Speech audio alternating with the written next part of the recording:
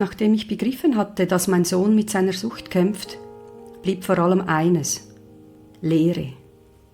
Ich wusste nicht, was ich als Mutter in dieser Situation tun sollte.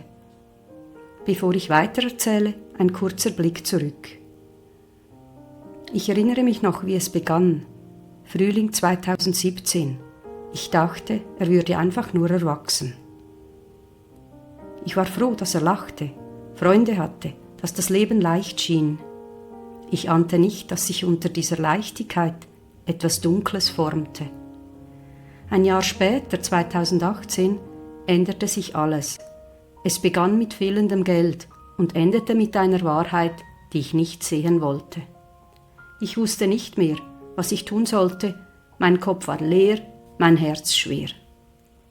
Es fühlte sich plötzlich alles brüchig an. In meiner Verzweiflung suchte ich Halt. Ich las, suchte Antworten. Das Buch »Bekifft und abgedreht, wenn Cannabis zum Problem wird« öffnete mir die Augen. Ich hatte nicht richtig daran geglaubt, dass Cannabis süchtig machen kann. Aber jetzt sah ich es, direkt vor mir. Ich wollte handeln, Aktionismus, mein Versuch, Kontrolle zurückzugewinnen.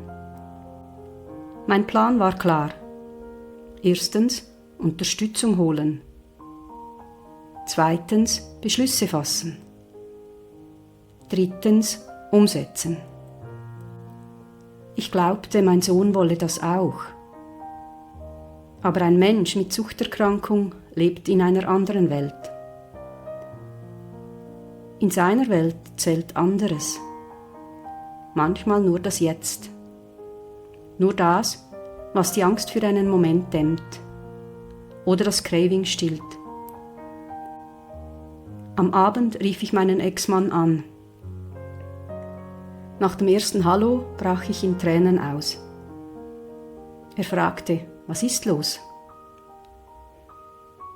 Ich erzählte, er hörte zu. Aber er war genauso hilflos wie ich. Ich fühlte mich so verdammt allein. Doch ich wollte nicht aufgeben. Hoffnung und ein erster Schritt. Meine Reise mit meinen Freundinnen habe ich abgesagt.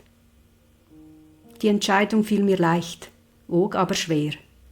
Diese 4 Tage bedeuten mir immer viel. Und trotzdem war es klar, wie entscheiden. Am nächsten Tag rief ich bei der Drogenberatung an. Ich bekam einen Termin um 18 Uhr. Mein Sohn war einverstanden.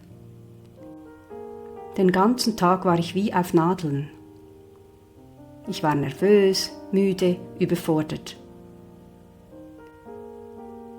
Kurz vorher trafen wir uns. Er rauchte noch schnell einen Joint. Ich kannte ihn kaum noch nüchtern.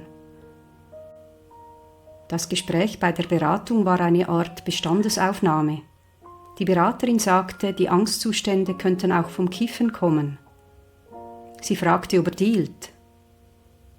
Er nickte. Ob er schon bei der Jugendanwaltschaft war? Nein, das erstaunte sie. Sie empfahl, den Konsum langsam zu reduzieren, nicht abrupt. Sonst könnten die Ängste schlimmer werden.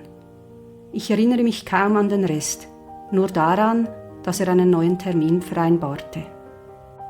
Das hat mir eine gewisse Erleichterung verschafft. Das Wissen, dass er professionell betreut wurde, angebunden ist.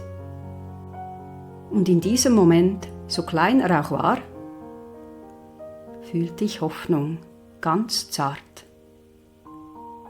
Aber sie war da und daran klammerte ich mich fest. Epilog im Heute 2025. Wenn ich das heute lese, all das, was 2017 und 2018 passiert ist, dann weiß ich, das war nur eine Momentaufnahme. Damals dachte ich, es ginge um Cannabis. Vielleicht um Ecstasy, etwas Kokain. Aber im Rückblick weiß ich mehr. Es war nicht nur das.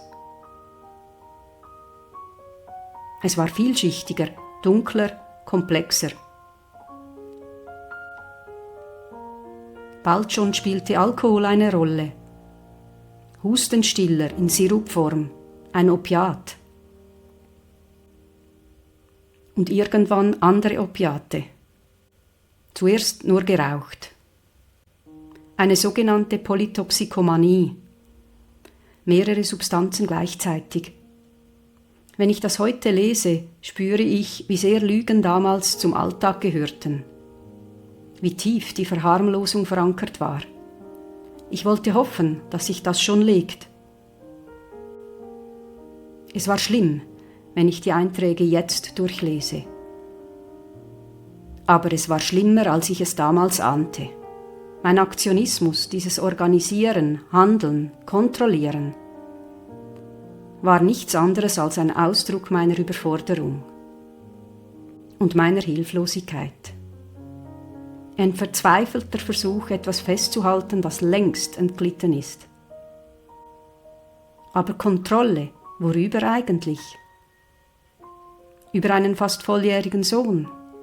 Über einen jungen Mann mit einer Suchterkrankung? Ich war naiv, überfordert, unwissend. Unwissend, was Sucht wirklich bedeutet. Und unwissend, was noch alles kommen sollte. Gut, konnte ich nicht in die Zukunft schauen. Hätte ich die Kraft gehabt, das alles im Voraus zu wissen? Und doch, zwischen all dem Schmerz, lese ich heute auch etwas anderes. Etwas, das bleibt. Etwas, das mich sogar lächeln lässt. Ich lese Zeilen, auf die ich stolz bin. Stolz, weil ich Unterstützung gesucht habe. Weil ich nicht einfach weggeschaut habe. Und weil mein Sohn damals, trotz allem, mitgemacht hat. Das war unser Anfang. Nicht das Ende. Hast du Ähnliches erlebt? Dann schreib mir. Den Link für das Feedback findest du in der Videobeschreibung.